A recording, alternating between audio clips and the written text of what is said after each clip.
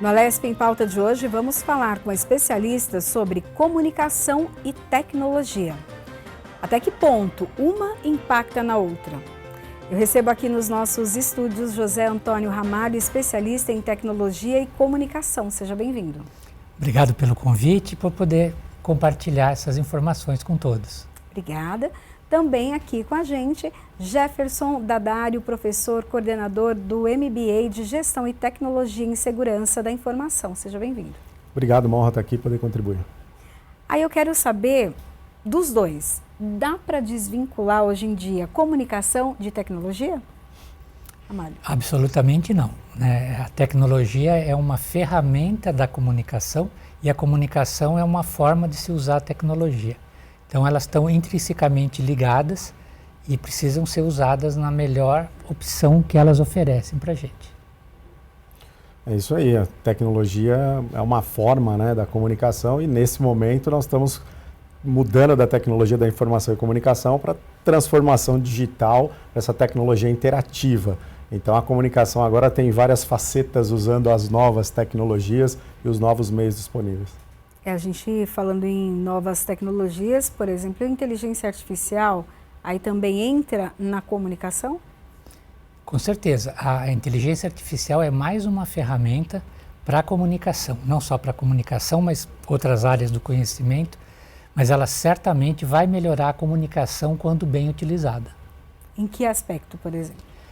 Pessoas que têm alguma deficiência em se comunicar, seja de forma escrita, oral, elas podem usar as ferramentas de inteligência artificial para melhorar o texto ou a informação que precisa ser estruturada. Então, ser um ponto inicial para que essa comunicação seja melhorada ou iniciada.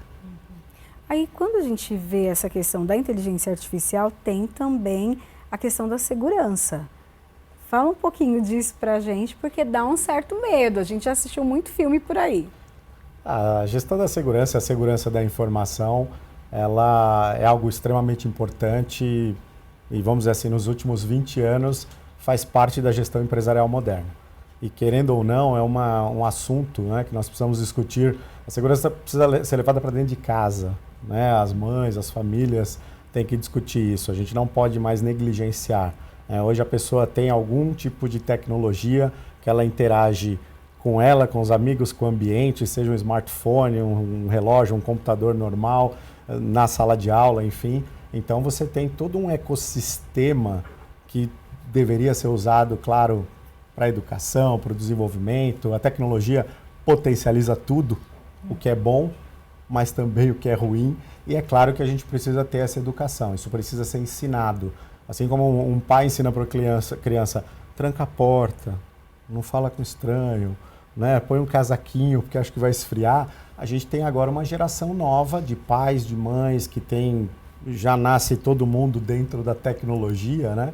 E você precisa começar a trazer esse assunto.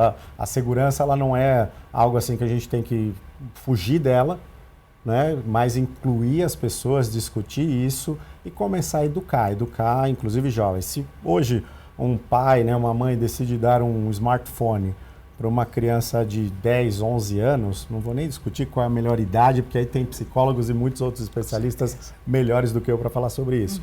Mas ela tem que pensar que ela está dando uma porta e uma chave para o estudo, para o desenvolvimento, etc. Mas também é uma das portas que precisam ser monitoradas, trancadas, e os pais têm que participar disso. Acho que é um ponto que a gente tem que pensar bastante, refletir o quanto a gente deveria estar educando segurança hoje, desde das idades mais jovens na escola, que já estão entrando com a tecnologia de alguma maneira. Antes precisava se ensinar a mexer, né, na tecnologia. Hoje em dia parece que a criançada já nasce fazendo assim, né, o touch, procurando ali para mexer nos aparelhos. E aí a gente tem então outras coisas para ensinar, como segurança, por exemplo. É um processo diferente agora. Sim, toda tecnologia ela precisa ser aprendida. E à medida que você aprende, você incorpora isso, diria assim, de uma forma muito genérica, no DNA humano. Então, as novas gerações, elas já crescem com algo pré-estabelecido dentro delas, sobre o uso de determinadas tecnologias. Então hoje, se você der um celular para uma criança de 2 anos, ela vai já saber fazer isso, porque ela vê as pessoas fazendo. Então ela já incorpora isso. Antigamente, para você aprender a digitar, você tinha que fazer um curso específico, chamava-se datilografia. Né? Hoje ninguém mais ouve falar disso. Você já naturalmente aprende isso. Quando você vê um teclado, você já tem algo dentro de você que te coloca no uso daquela tecnologia. Então, isso eu acho que tem que ser observado, porque vem com esse instinto natural do uso, mas também precisa ser mostrado o uso correto, segundo, né, os valores que você tem hoje na sociedade. Aí é um outro desafio, então, agora para os pais, né? Além da educação, agora também a questão digital, né? Sim, a gente brinca, claro que é uma brincadeira séria, né, Ramalho? Mas, assim, você é da geração mouse e você já está ultrapassado. Né? Você pega, eu brincava em palestras há 16 anos atrás, a primeira vez que eu vi um tablet eu trouxe de fora do país, eu vim com aquilo abraçado, né? Falei, tenho que estudar, né? Como todo cara de tecnologia, sim. tem que estudar, tem que conhecer a tecnologia para depois eu começar a compartilhar aquilo com a minha mulher, com meus filhos. Né? Filhos na época pequeno. E aí a hora que você deixa aquilo ali, você descobre que o seu filho, ele já sabia mexer. Porque ele é da geração interativa, quer dizer, ele é da geração ponta do dedo. Ele, para eles é intuitivo. E a tecnologia tem isso, né? Nos últimos, talvez, 50 anos, ela vem querendo ser mais humana, mais interativa. Vamos tirar aquela coisa assustadora, aquele computador gigantesco. Né? Então, isso vai trazendo mais possibilidades para os programadores, para os desenvolvedores, os jogos, né? Os jogos hoje são tão inclusivos, né? A gente pode usar para várias áreas de conhecimento. Então, toda essa facilidade, né? Isso faz com que os pais também fiquem mais atentos, né? Precisa participar. E aí o papel importante da escola, dos professores, dos pais. A gente não pode simplesmente dar uma tecnologia e não participar dessa vida digital. Porque você tem toda essa vida digital da família e das crianças, essa interação com as tecnologias, essas crianças que estão no videogame, estão na pontinha do dedo interagindo com várias telas. Isso tudo hoje faz parte da nossa família, né? Tem até alguns memes ou algumas brincadeiras que nós fazemos que a mãe hoje, na minha época, ela gritava: filho, vem almoçar, jantar, vai tomar banho. Hoje manda o WhatsApp. Mas você fala, pô, mas está dentro da mesma casa. Por que está mandando uma mensagem? Seria só, né? E às vezes nas empresas também, você vê as pessoas ali quietinhas, daqui a pouco levanta todo mundo junto para almoçar. Eles estavam combinando, eles estavam se comunicando, mas sem falar. É estranho até, né? Para quem é de gestão, para quem é de administração, você fala, que estranho. Por que as pessoas não interagem? E isso, é claro, os pais têm que ficar atentos, né? Acho que a gente pode usar isso para potencializar, desenvolver bem a comunicação. Né? Como ele falou, o professor falou aqui, a IA é ótima, se usar, né? Aprender, não tiver aquele receio, usar isso para potencializar. Tem algumas tecnologias de IA que já analisam microexpressões faciais, então alguém que tem uma deficiência, alguém que tem uma dificuldade, quer dizer, ela vai poder se expressar com a leitura da IA. Então, isso é fantástico para nós professores, para a sala de aula, para você dar uma aula online, que hoje é difícil, né? Você analisar a comunicação corporal, a microexpressão, é muito complexo para a gente à distância. Então, acho que isso vai ser um ganho muito grande para a educação, para o desenvolvimento humano. Por outro lado, a gente tem que sempre convidar os pais assim, participe da vida digital, interage, não tenha medo do videogame do seu filho. Existe uma vida ali, existe um relacionamento ali, né? O pai põe o cartão no videogame, deixa ali a criança jogando, aí depois fala, nossa, eu não sei o que aconteceu, foi hackeado, pegaram minha conta no banco, onde foi? Você pôs a sua conta ali no videogame, e o videogame é uma porta para o cyberespaço, para essa tecnologia que inclui, né? Há alguns anos a gente falava, se for ficar jogando videogame, deve ser vagabundo. Hoje não, hoje o menino tem a possibilidade de ser um programador de game, trabalhar com educação, trabalhar com outras áreas. Então, assim, abrem-se essas portas, essas chaves, mas, claro, os pais precisam participar dessa educação. Uma educação, a inclusão digital não pode ser mais uma coisa, responsabilidade do outro. É nossa. né? A educação nasce ali dentro da família e cada um com a sua família, do seu jeito, mas com certeza a tecnologia vai ser muito importante daqui para frente.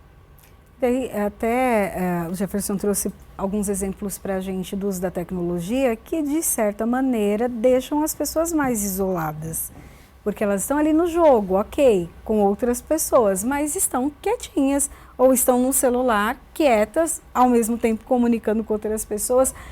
Essa comunicação, como que acontece e ela pode ser prejudicada? Porque essa relação de emitir uma mensagem, receber essa mensagem, olhar, ver como a pessoa se comporta, tudo isso é comunicação. Sim, com certeza. O que nós temos que pensar é que hoje, assim, a humanidade nunca teve tantas formas de se comunicar, mas nunca se comunicou tão mal como hoje. Porque o acesso à comunicação não garante que a comunicação seja feita e seja boa. Então, o isolamento hoje é muito maior, apesar de hoje a gente poder ter contato com pessoas do outro lado do planeta instantaneamente. Se você pensar há 30, 40 anos atrás, você demorava um mês para ter uma carta sendo enviada, alguém receber. Hoje é imediato. Mas as pessoas acabam se distanciando e parte da emoção envolvida na comunicação se perde.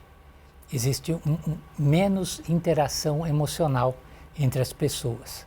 Então, o fato de você estar com 50 pessoas num jogo online não quer dizer que você está emocionalmente conectado com nenhuma delas.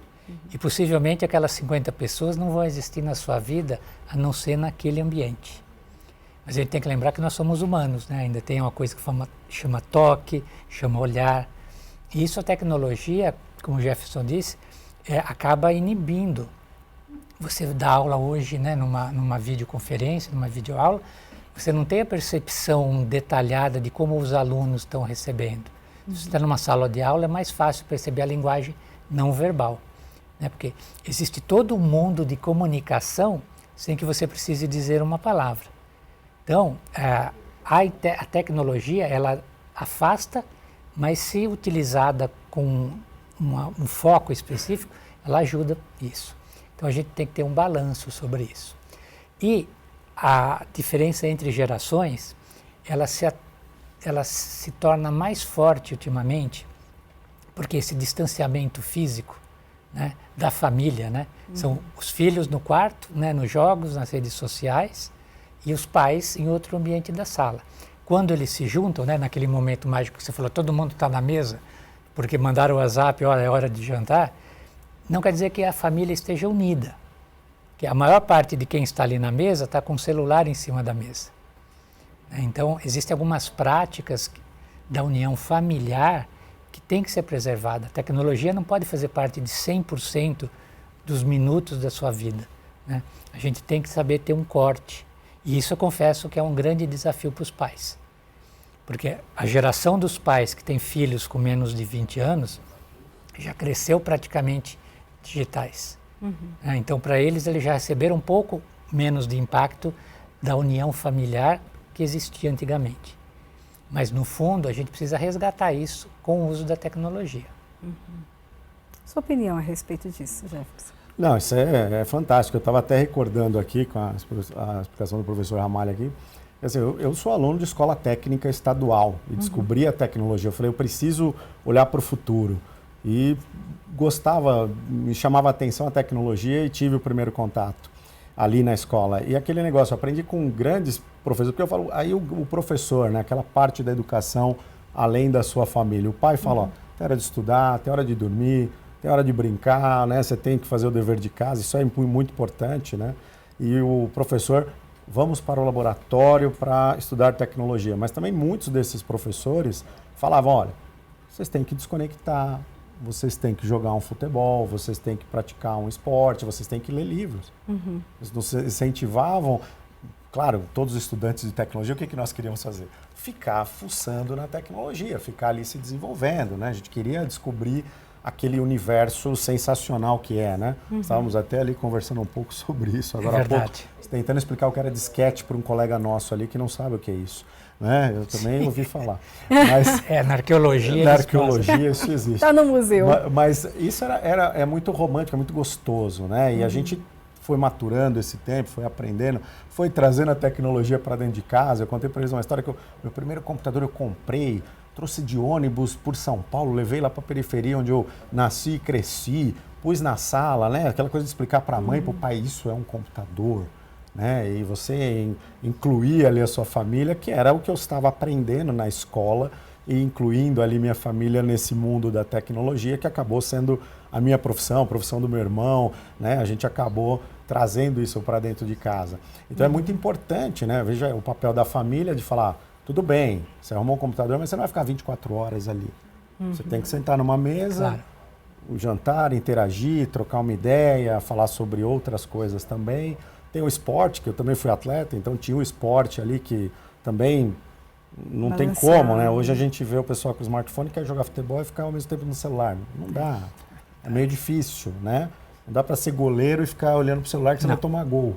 Então, isso é muito importante, a gente tentar educar que a tecnologia é um recurso, é uma porta, é um acesso, é algo que pode te dar uma carreira, né? Que revoluciona realmente.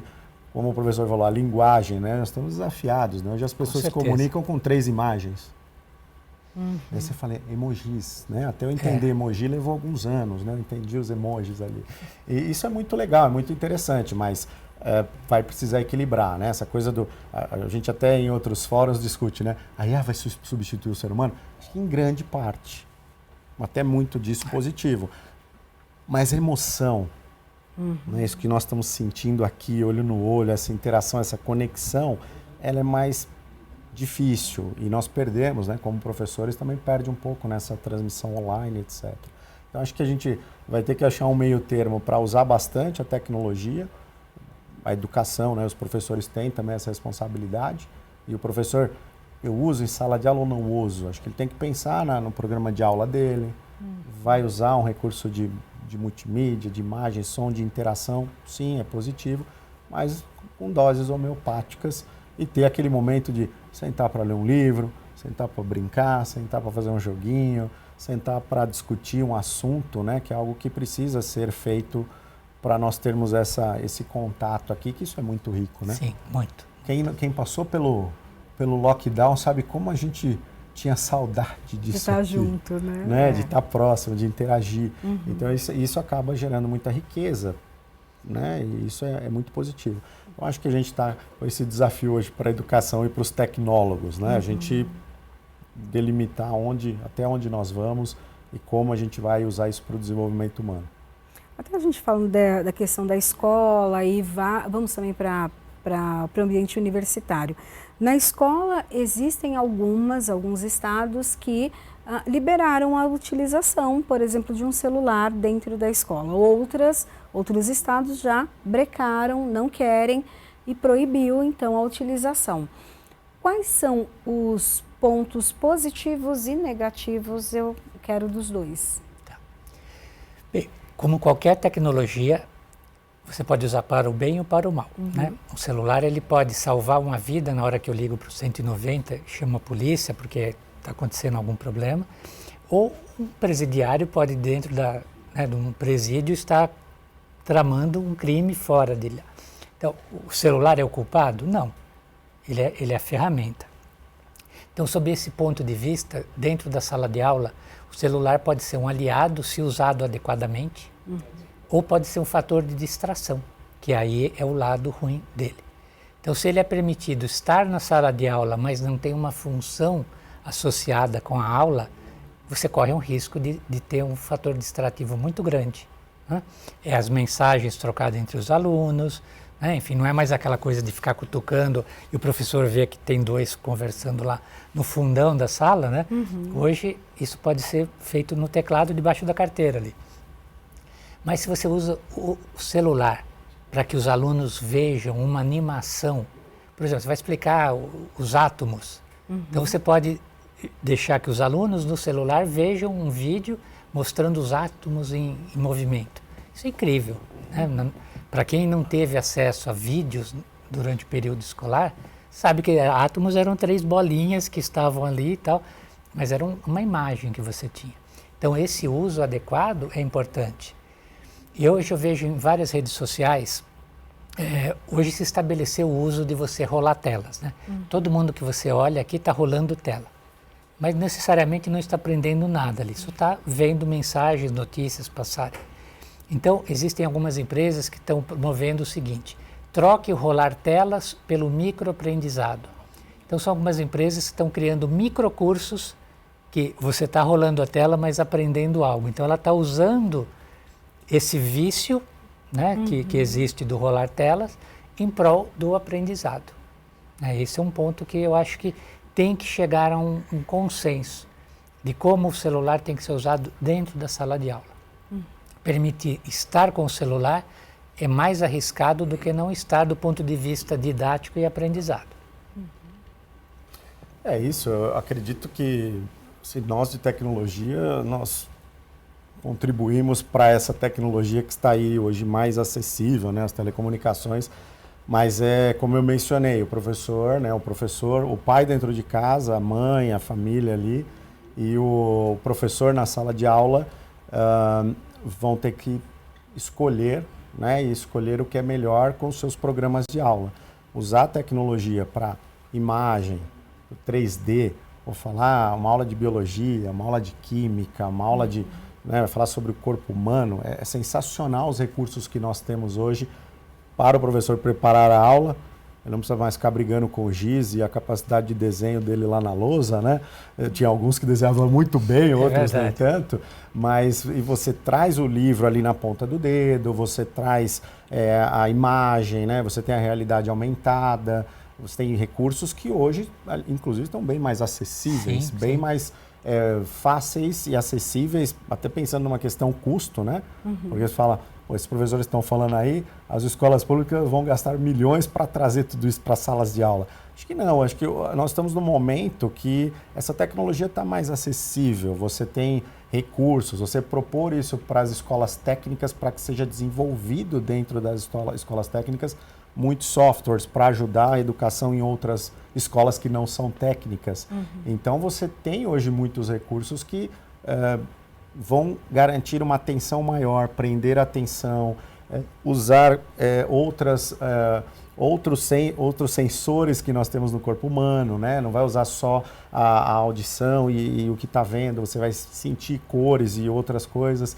Então você tem uma série de recursos tecnológicos muito positivos e acessíveis até certo ponto, né? Que a gente pode usar hoje na sala de aula para conquistar, para criar aquela experiência marcante para os alunos em desenvolvimento, cada um, né, de acordo com o seu programa pedagógico, com a sua idade, com a sua formação.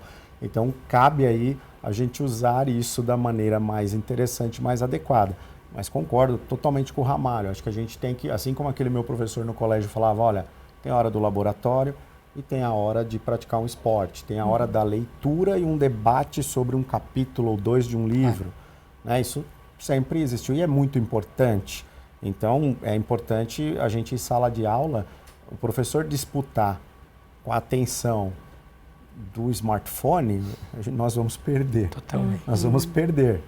Né? Imagina numa época de Black Friday, festas, final do ano, os times no final de campeonato, não tem como, você vai perder a atenção desses alunos. Agora, cabe ao professor também tentar usar esse recurso. Falar, já que todo mundo tem smartphone, e é o novo caderno, praticamente, que a pessoa já traz, eu que lido com pós-graduação.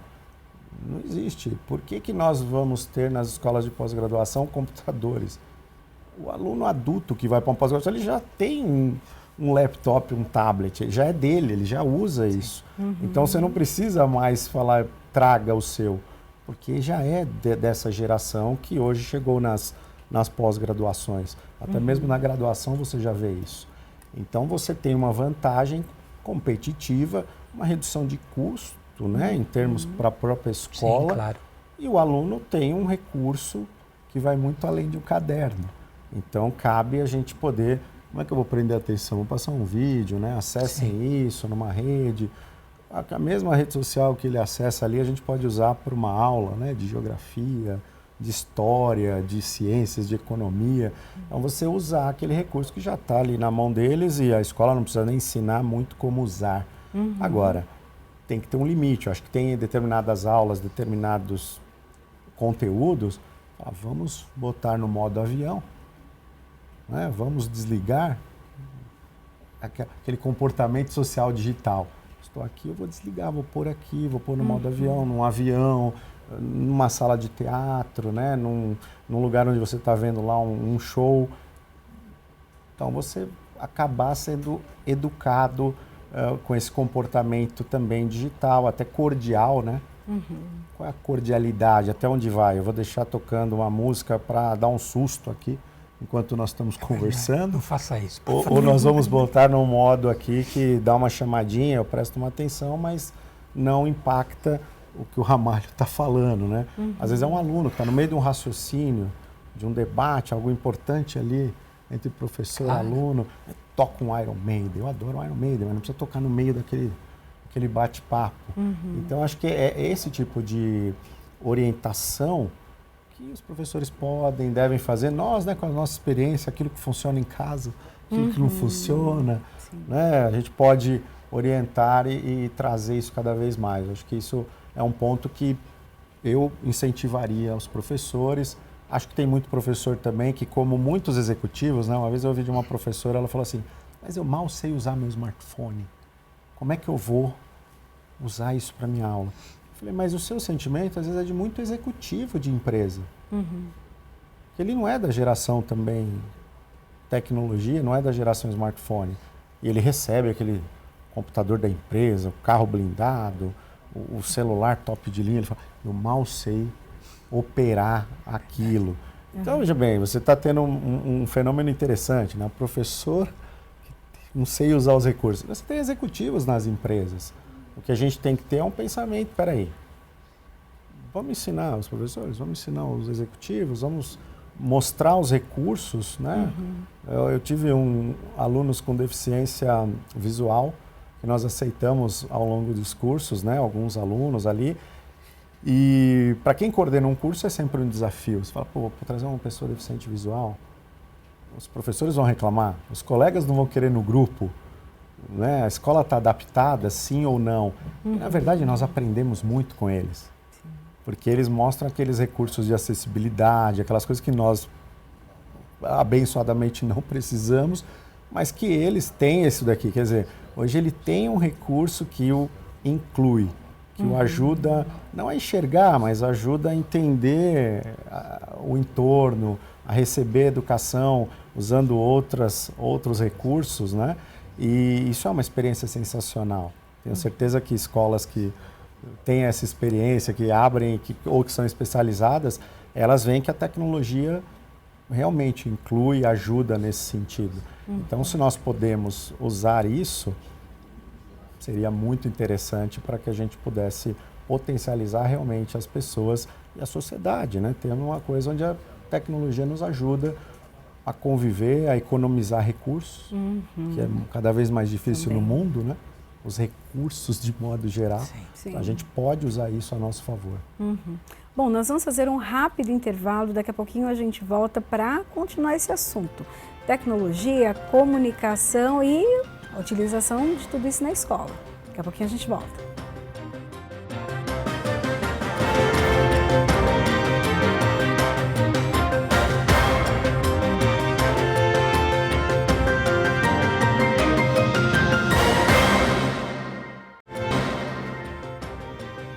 Estamos de volta com a LESP em Pauta, hoje falando sobre comunicação, tecnologia e também a utilização de tudo isso dentro das escolas. Aqui nos estúdios eu recebo José Antônio Ramalho, que é especialista em tecnologia e comunicação, e também Jefferson Dadário, professor coordenador do MBA de Gestão e Tecnologia em Segurança da Informação.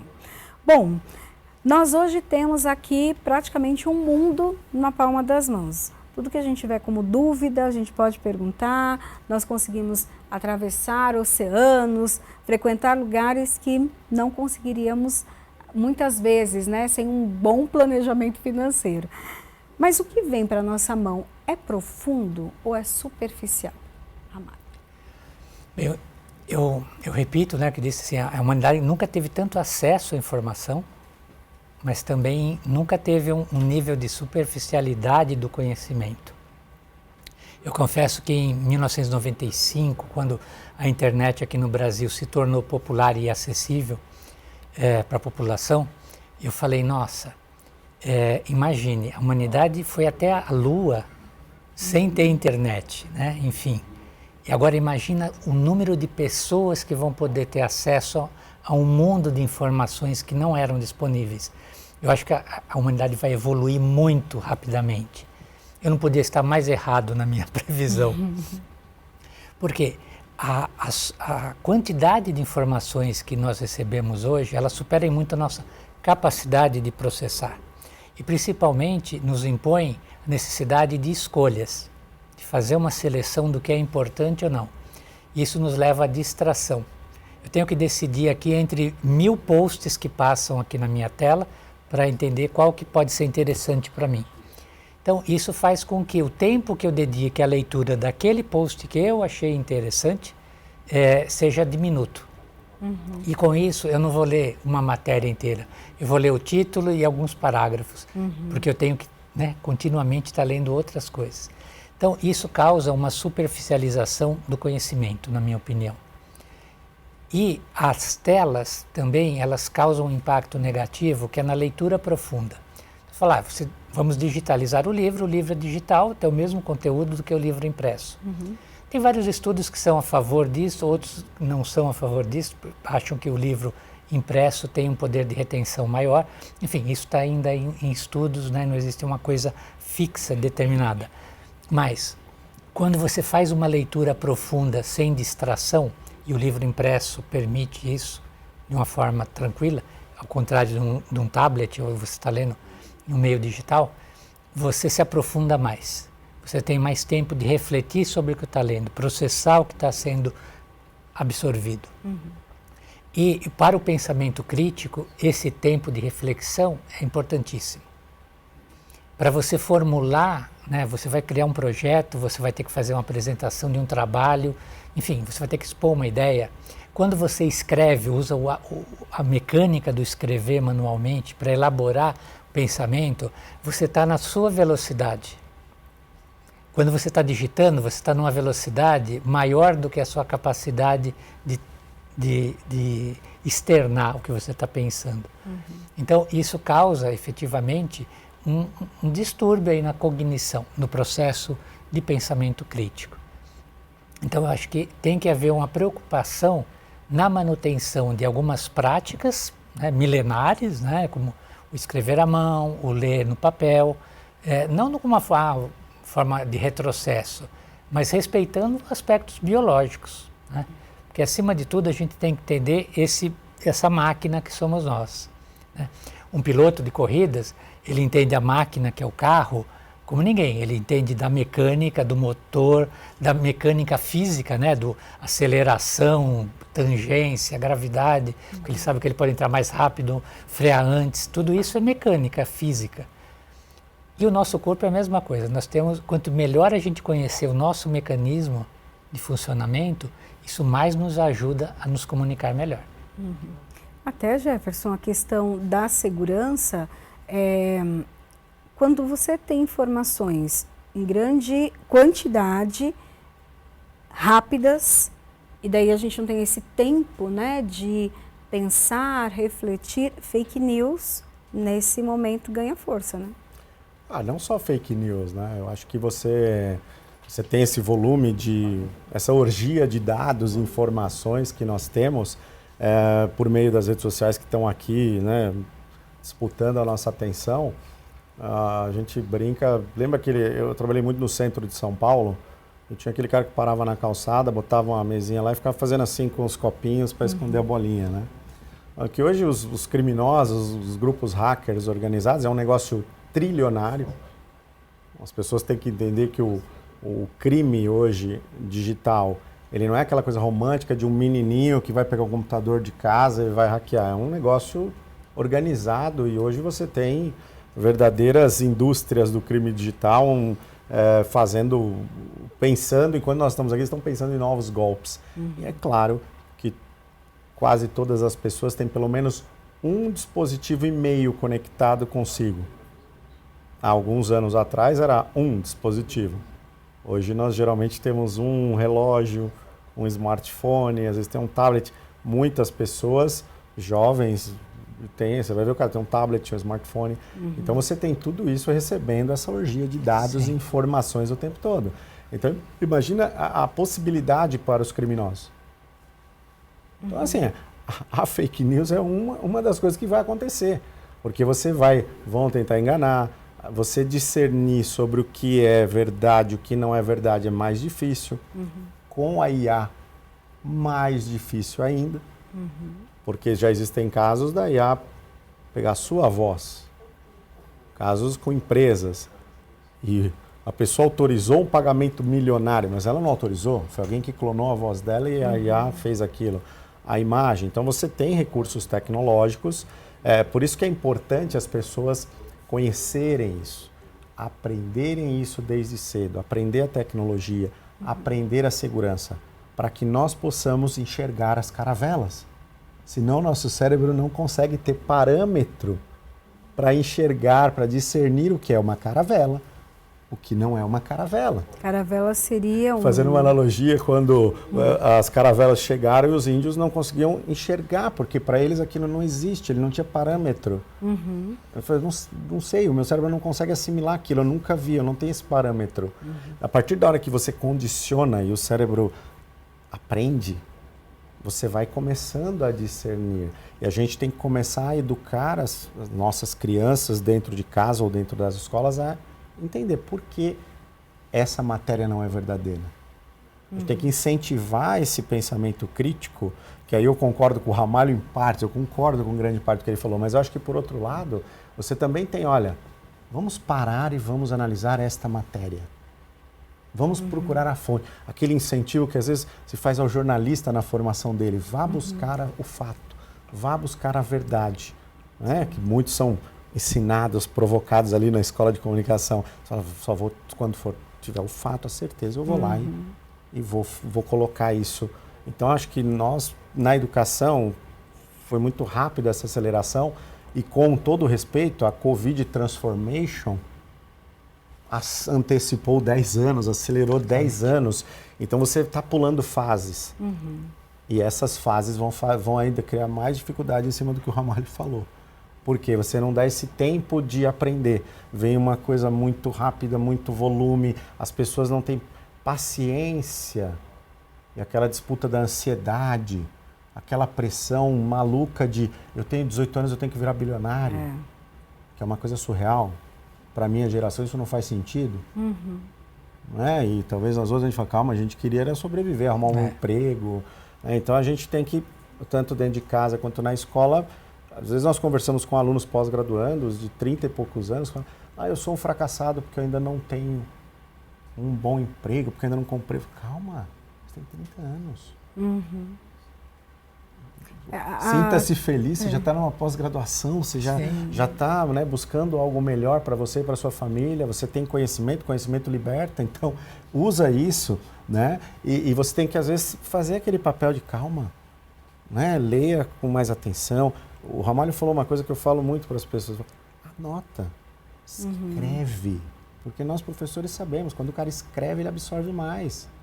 Pô, mas fala isso com um aluno de cibersegurança, que é o cara que quer hackear. Sim, mas a gente fala, tenha o caderninho, anota a passagem do livro, cria esse hábito para que você possa, né, o seu corpo absorver aquilo, você compreender aquilo, não somente na leitura, né, interagir com outras questões, né, humanas e físicas que nós temos esses recursos. Então, a gente precisa incentivar, não é porque eu estou numa escola de cibersegurança que eu vou falar desincentivar o cara a ler um livro tradicional. E às vezes a própria educação precisa disso. Pegue o livro na mão, Imprima. Ah, mas eu não gosto de imprimir. Imprima. Tenha o documento. Às vezes a gente precisa criar essa provocação e até desafiar um pouco para que esse profissional, né? E eu também lido muito com executivos, assim, dá uma parada, lê, calma, anota. Ah, mas eu sou tecnologia. Tá bom, mas pega o livro normal mesmo, marca as folhinhas lá, anota, sabe? Cria isso, porque você está aprendendo com todo o seu corpo, com todo o seu organismo. Né? Você está desenvolvendo e cada pessoa aprende de um jeito, numa velocidade. Sim. Não adianta eu querer, talvez aquilo que a gente está ensinando hoje faça sentido para você daqui a uns anos e para outra pessoa faz sentido imediatamente. Então a gente tem que equilibrar isso, né? Como professores, como pais o desafio é um pouco maior, né? Porque o pai ele acha que está invadindo ali a privacidade do filho, até onde eu vou, mas também é um pai que precisa ser educado. E claro, a gente vai estar sempre nesse dilema, né? Muita informação, as pessoas com ansiedade, lendo a primeira linha e já tirando conclusões profundas, pero não tanto, né? Como é que é profundo? Você foi atrás, você foi ler, você buscou, mesmo na internet, a gente tem...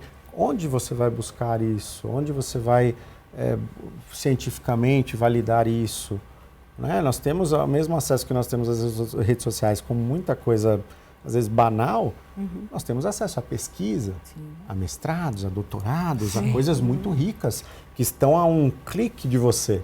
Então, por quê? Né? Vamos aprender a validar isso até para que nós tenhamos condição de ver as caravelas, de enxergar aquilo e falar, opa, começo a diferenciar o que pode ser um golpe, pode ser uma tentativa de me enganar, de roubar meu WhatsApp ou de colocar uma opinião errada, equivocada na tua cabeça. Então, esse senso crítico hoje é uma coisa que a gente fala muito. Precisamos, na educação, criar condições das pessoas saberem realmente ter capacidade analítica e crítica. E para ser analítico vai ter que calma, né? Cada um no seu tempo, e ensinando métodos, né, de aprendizado, né?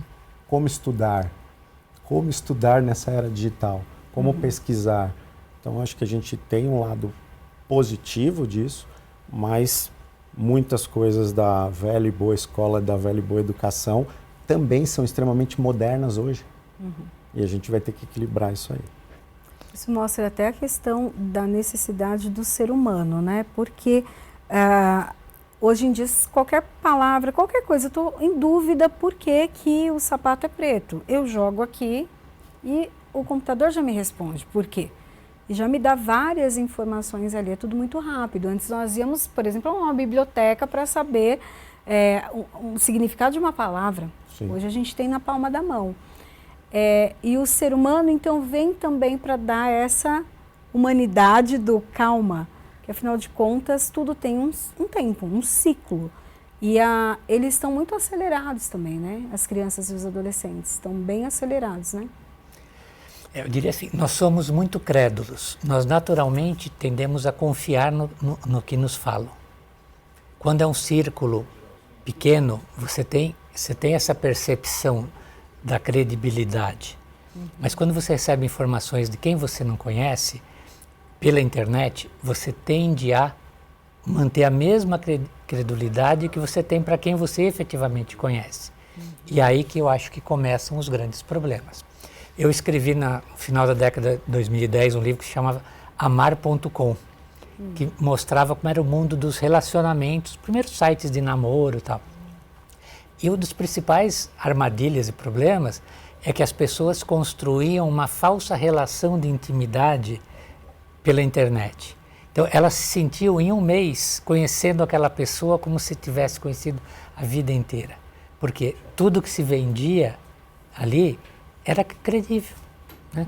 E só que na prática você já viu quantos golpes, né, que se deram, aplicaram, né, a fim de obter ganhos financeiros, enfim.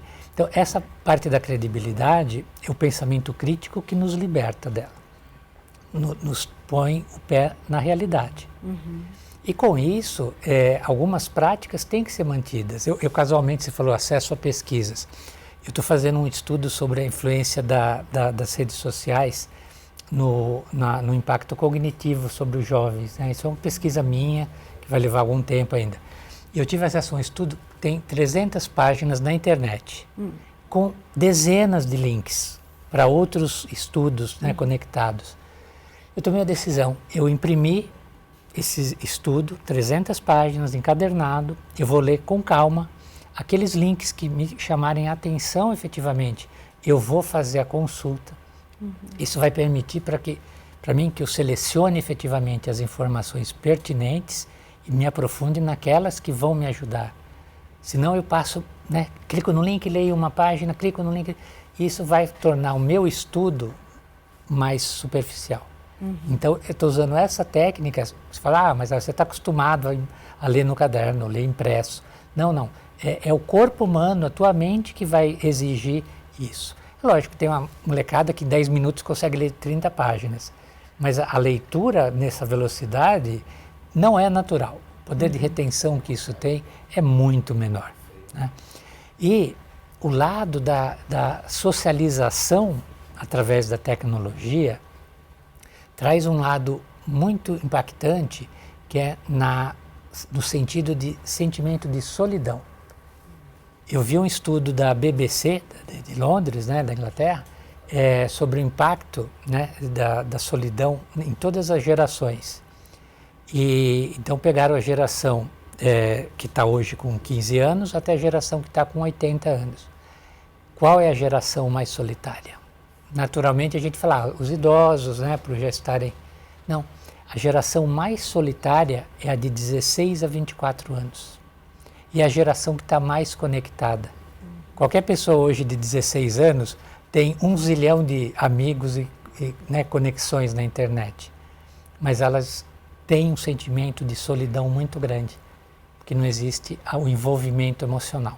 Então esse é esse impacto que a gente tem que ter como norte para a tecnologia não subverter os valores mais intrínsecos que a gente tem.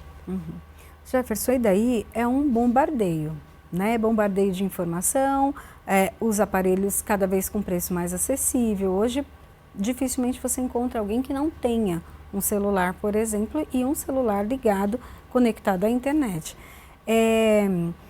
E daí temos também essa questão de estar mais distante das pessoas, ansiedade, alguns transtornos psicológicos. As empresas têm uma responsabilidade nisso? Ou deveriam ter, por exemplo, até o que o Ramalho falou, as pessoas, né, aquela mania de só rolar a tela, agora aqueles mini cursos. Então, o que você acha disso? Olha, opinião minha, né? Eu acredito que assim, a empresa ela quer a qualidade. A maioria das empresas que eu interajo, clientes, às vezes são multinacionais, empresas nacionais, como consultor, né? Você vê a preocupação das áreas de recursos humanos, de gestão de gente, dos próprios líderes, né? Dos executivos, e uma qualidade, né? de trabalho. Eu acho que com o efeito lockdown também, né? Que eu falei aqui do Covid Transformation, ter essa coisa, né? Voltamos para as casas, a gente fica mais próximo, ninguém quer abrir mão disso agora. Agora está nesse dilema, volta, não volta, está híbrido. Mas a maioria desses líderes que eu interajo em vários fóruns, grupos de CEOs, clientes, todo mundo está preocupado. As pessoas querem que as pessoas se sintam bem dentro dos escritórios tradicionais. Se a pessoa vai 2 vezes para o escritório na semana, se ela vai 3... se ela está feliz porque ela está se deslocando menos, perdendo menos tempo no trânsito, vai pegar o filho, né? Quantas pessoas estão felizes porque agora eu consigo buscar meu filho na escola? E muitos de nós tínhamos que atravessar a cidade e você perdia 4 horas do dia para isso. Então tem um lado que ainda estamos buscando essa equação. A maioria das empresas, o que a gente vê das empresas sérias, com bons RHs, o pessoal está preocupado realmente em como ajudar, como auxiliar. Assim, olha, para durante o dia, faz a sua ginástica laboral, larga o celular. Na hora de almoçar, almoce conversando com seus colegas de trabalho. Quando você for, você vai 2, 3 dias por semana para o escritório. E aí você vai chegar lá, eu vou te reencontrar. né? Posso ter um conselho para a vida com você ali no almoço, e de repente nós sentamos, almoçamos juntos, e está cada um no seu celular e entre uma garfada e outra, uma olhada aqui.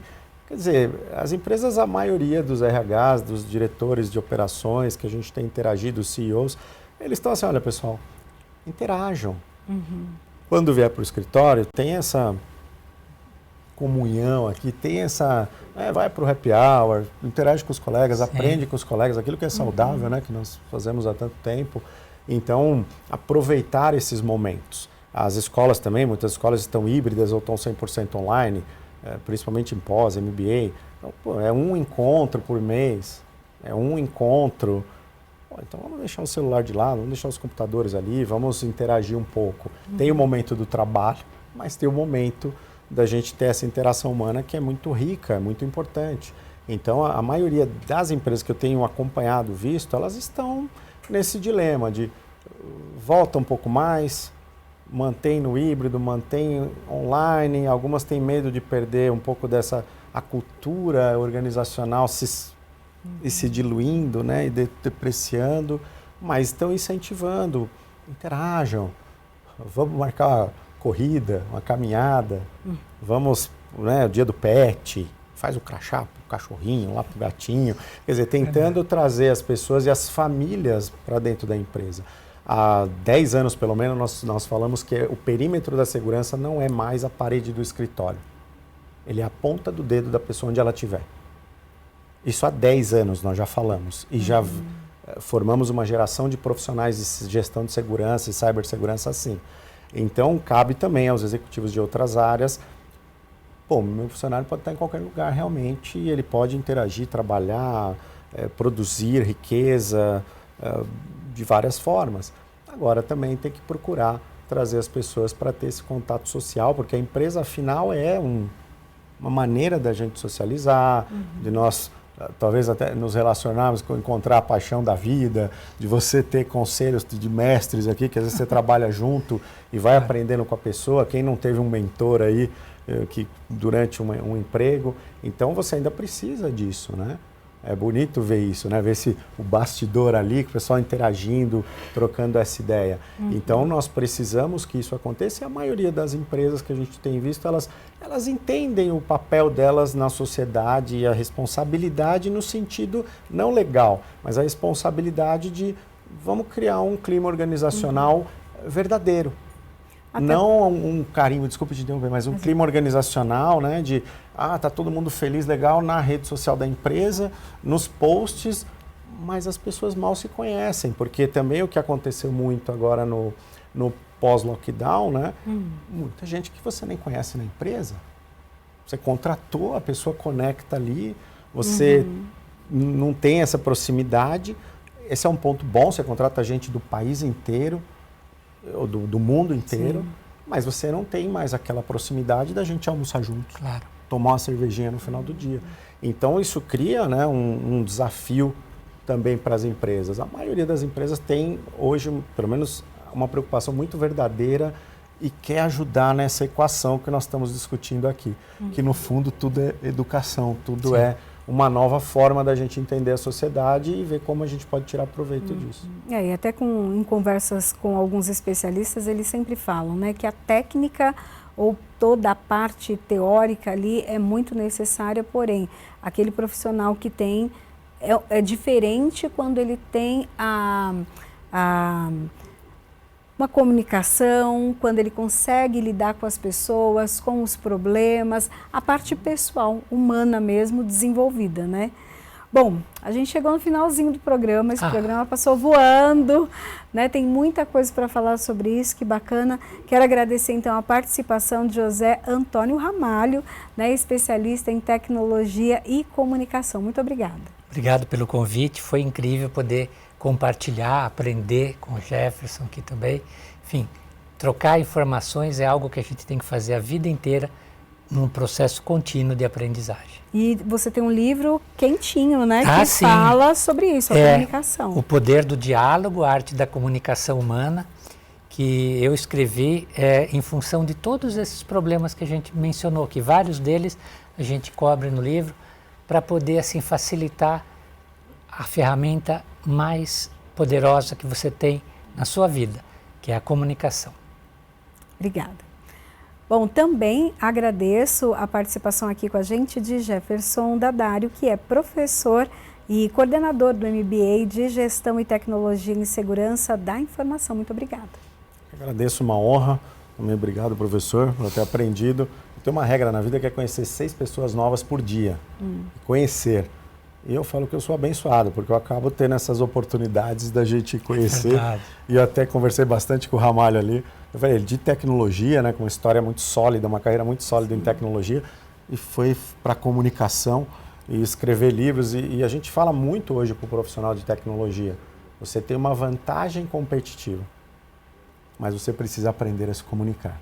O que muitos deles falam assim, como eu me comunico o tempo todo? Eu estou sempre conectado. Mas estar conectado não é se comunicar. Então, acho que os profissionais de comunicação e os profissionais de tecnologia talvez sejam 2 dos profissionais aí mais importantes nessa revolução, nessa transformação digital e que precisam estar muito próximos para talvez aí trazer recursos para a educação que a educação ainda não percebeu. Obrigada, viu? Eu que agradeço. Bom, o programa Lesp em Pauta fica por aqui. A gente se encontra na programação.